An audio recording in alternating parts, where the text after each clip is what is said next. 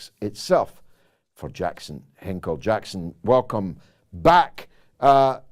Let's start with you, if we may, because you're on Twitter now, but there was a time when you were put off Twitter, and then you were on YouTube, and you built up a gigantic platform, and they've now kicked you off. What exactly did you do wrong? I wish I knew. I wish I knew. All I got to say is a big thank you to voices like you and Jimmy Dore, who've been having me on their shows to talk about this, because it's really incredible. It's the same old thing. You know, if YouTube was around and is prevalent, you know, during the lead up to the invasion of Iraq, we all know they would have taken you off of YouTube immediately because you were telling the truth. And you've continued telling the truth this entire time, and I appreciate you having me on today. YouTube didn't tell me why they took me down, but I'd imagine because they didn't even cite a single video, they didn't tell me I violated their community guidelines in a video, anything like that. I'd imagine it has to do with the fact that, as you said, we were getting the truth out to so many people, 300,000 subscribers, about 10 million, 12 million views every single month, to people all across the world about the war in Ukraine. And I would have loved to talk about the war in Gaza and what's going on there, but I was banned before that even took place. Fortunately, I've been covering that on X or Twitter, and I've gained about 300,000 new followers there over the past few days. So that's really good, and I'll be uploading my content on Rumble very soon. Well, let's make sure everybody follows you on X, on Twitter. 300,000 of a jump in a couple of days, 2 or 3 days, is sensational news. But if there's anyone watching this who has not yet followed Jackson Hinkle on Twitter, on X, you really must do so now, because this young man speaks with a clarity and an authenticity. He's not some hairy Black Lives Matter shop front burner, glass breaker in Minnesota. He's a clean-cut, all-American boy. He's an American patriot who actually genuinely believes in America first and wants a government in America that will put America first. Now, on that, Jackson, it seemed like we had a lot of allies over the last 12 months, 18 months or so, of free speech absolutists, America firsters, Trumpers, MAGA people, until the Israeli assault on Gaza began. Then we discovered that actually they're Israel firsters. How did that happen? I wish I knew, because if I knew, I'd be able to maybe put a dent in correcting the situation and trying to, dissuade the people who are being propagandized on this subject. But it's so disheartening. All these people who were laughing at the Ukraine propaganda and about how Joe Biden was toying with the idea about sending us to World War III for the past 1 year and 8 months, now within days have fallen hook, line, and sinker for every single insane lie that's been put forward about what's going on in Gaza right now. And, we don't even have to get into details. Everyone knows. You can look at Twitter and even go to Israel's own official X account and see the lies that they're being corrected on by community notes right now. They're being fact-checked in real time. So for the American right, and you mentioned also the British right, and I'm sure many of the conservative movements in Europe, to just go along with all of these lies and immediately shift from the focus of protecting our own borders, say in America, to going off about protecting, Israeli borders. It's really disheartening, and it shows that these people are not principled when it comes to anti-imperialism or when it comes to opposing this American unipolar world order. They simply have other interests that I guess are primary in their stake about how the world should operate. Let's look at what it might be. You and I are both religious believers, followers of Jesus.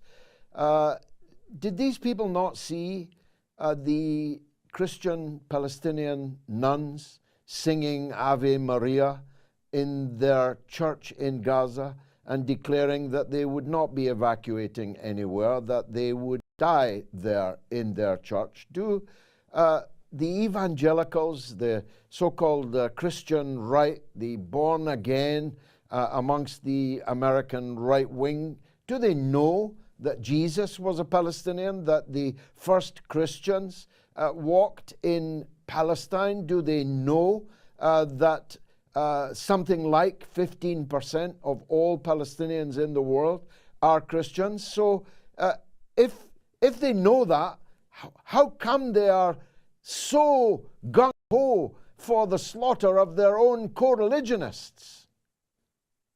Again, great question. They also probably don't know that, Palestinians technically are Semites. So for them to call all Palestinians anti-Semitic, I always find funny.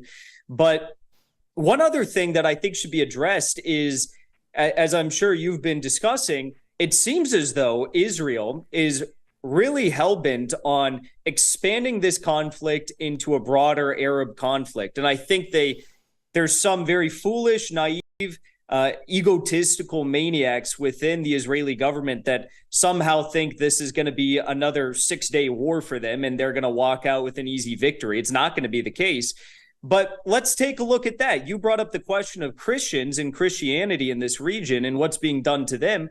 Well, Israel right now is bombing two of the oldest cities in the world, Aleppo and Damascus. And in the Syrian dirty war, which lasted for the past 10 or so years, guess who Israel supported? Israel supported al-Nusra Front, which is an al-Qaeda adjacent group, which wanted to massacre Christians in Syria. So you got to ask the question, why on earth, if you're a Christian, I'm an Orthodox Christian, why on earth would you be supporting the government that was waging a proxy war to eradicate Christians in Syria? It makes no sense to me whatsoever, but I think a lot of these people are just historically illiterate. Do you think race lies at the bottom of it? I mean, I'm searching, like you are, for an explanation for the volte-face of the free speech absolutists, the America Firstists. Is it because they just don't like Arabs? They just don't like Arab Christians or Arab Muslims? They don't like the other? Is it because the Palestinians are othered comprehensively? I think a lot of it could come down to that. Ben Shapiro is not a Christian. He's Jewish. But I shared a very provocative tweet of his yesterday, and I got a lot of views and clicks because everyone was just so shocked that he could say something like this.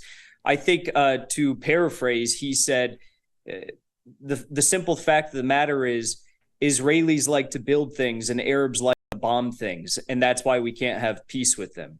So when you get down to the nitty gritty, if this is what, and I'm not saying this is what they all, everyone who's diehard Israel supporter right now believes, but if there's a good chunk of them that support that sort of a mindset, then yeah, that would be just blatant, egregious racism. Unfortunately, this racism is charged with a nuclear-armed military and intelligence superpower that could do a lot of damage to themselves and to continue to do to the Palestinians, the Syrians. They could potentially even invite a broader war with Iran or Turkey. Who knows what's going to happen here? It's very frightening these days, and we see it continuing to escalate, and there's really no calls for peace.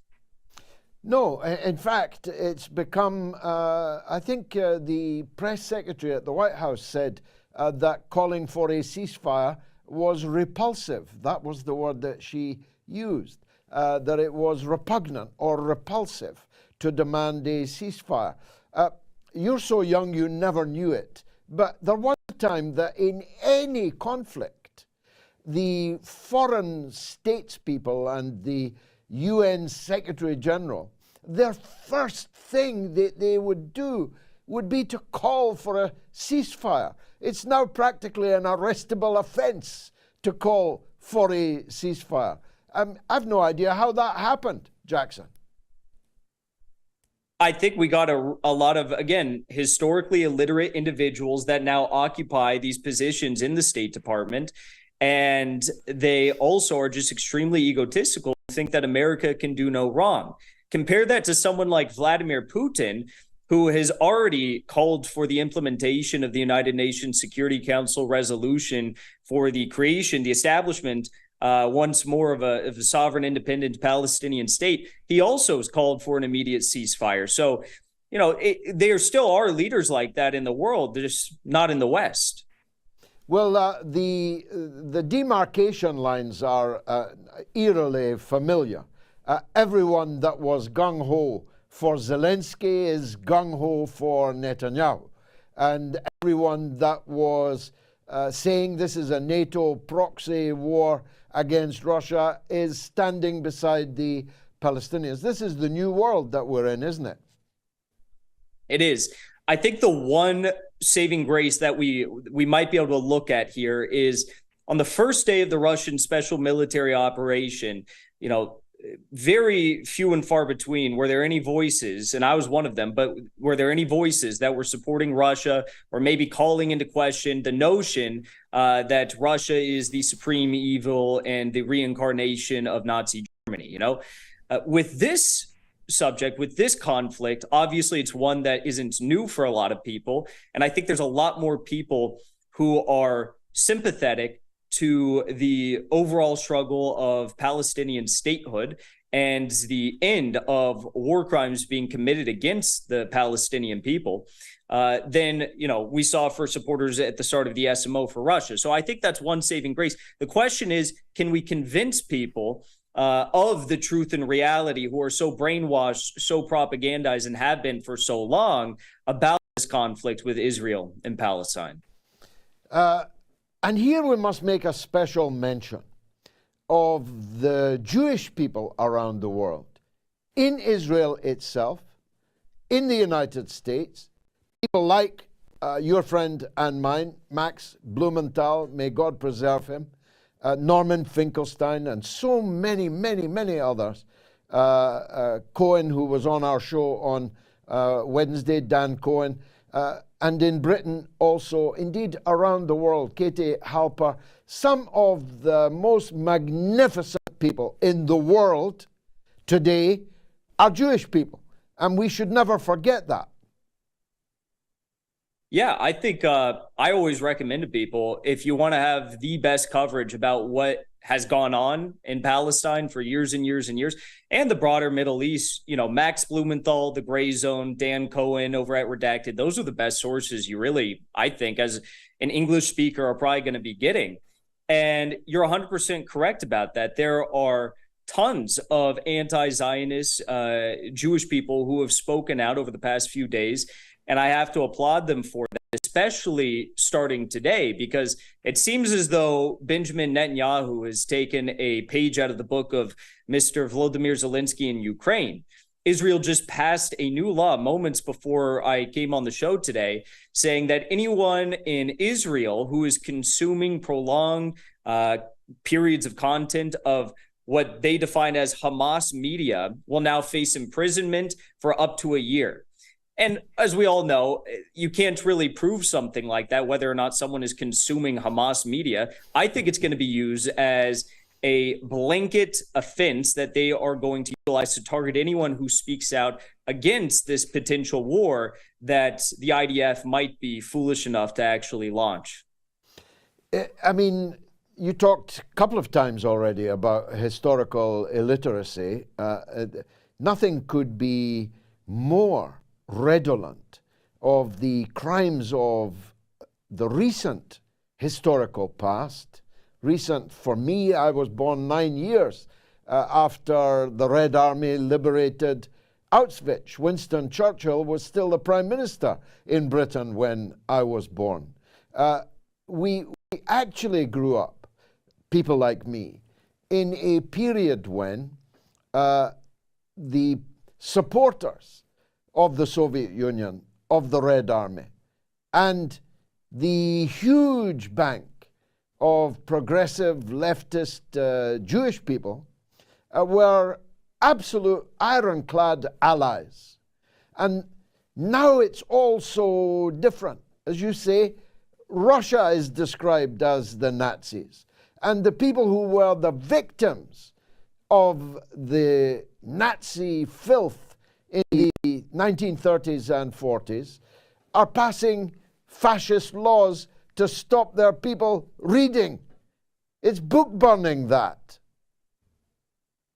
It really is. It really is. And it's so sad also, because if you look at Putin today, I mean, he's simply just calling for peace. And, you know, he's a guy that obviously grew up, worked in intelligence in the Soviet Union, the latter years. But he is someone who's had a very longstanding good relationship with Benjamin Netanyahu, the prime minister of Israel.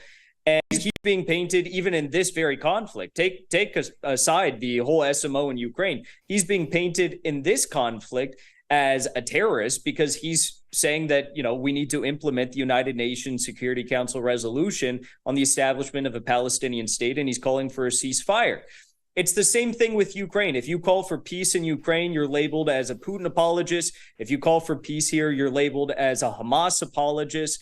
And regardless of what your views are, I frankly don't care what anyone's views are, but I think everyone should be agreeing that at the end of the day, what we need to push for is peace here. We need to stop the slaughtering of civilians. One last thing I'll say on this subject is, according to the United Nations official stats, which make of those what you will, they've recorded 560 children civilian deaths in the entire Ukraine war over the past 1 year and 8 months. Now, compare that number, 560 children that have been killed in Ukraine over the past 1 year and 8 months, to the 700 children that have been killed in Gaza over the past 6 days by the Israelis. I mean, if you needed any stat to show that Putin and his men have really acted like saints in this operation compared to what Israel's doing, that's it right there.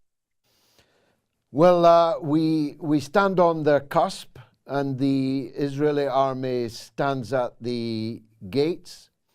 I don't know if you heard my opening remarks, but I'm saying it's not because of bad weather that they have not yet gone in. It's because there are geopolitical wheels in motion, because others, if not Netanyahu, are able to calibrate the potential scale of first a regional war, and one that could even become far wider even than the Middle East, West Asian region.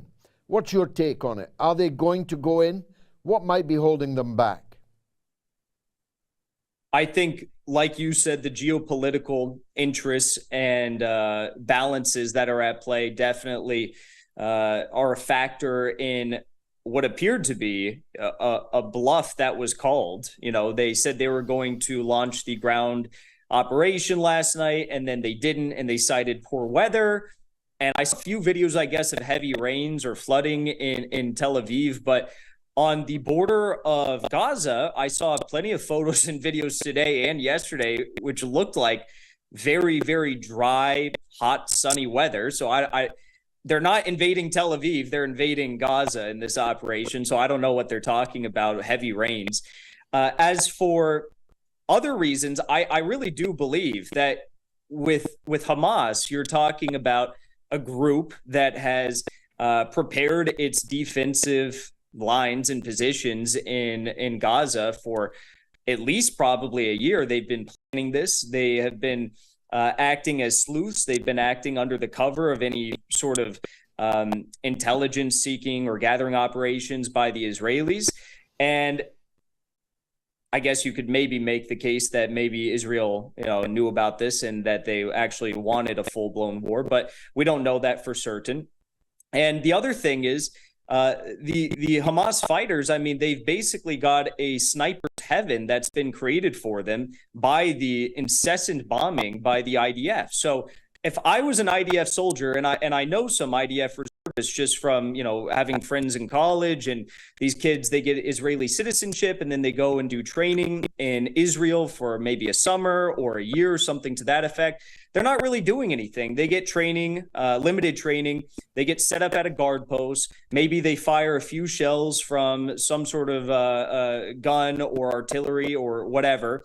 And they don't really know anything about war. They're not prepared. The IDF hasn't had real battleground experience since 2008. So you're telling me that these 300,000 TikTok Zoomer reservists that the IDF has called up are actually going to pose some sort of a serious threat to Hamas in this sniper's heaven, where there's going to be booby traps, mines, drones, anywhere and everywhere that they could imagine? Maybe, but also we know for certain that it's going to be very bloody for the IDF as well. It's not something that I would want to be in the shoes of, marching into Gaza right now. That's probably the last place on earth I'd want to be.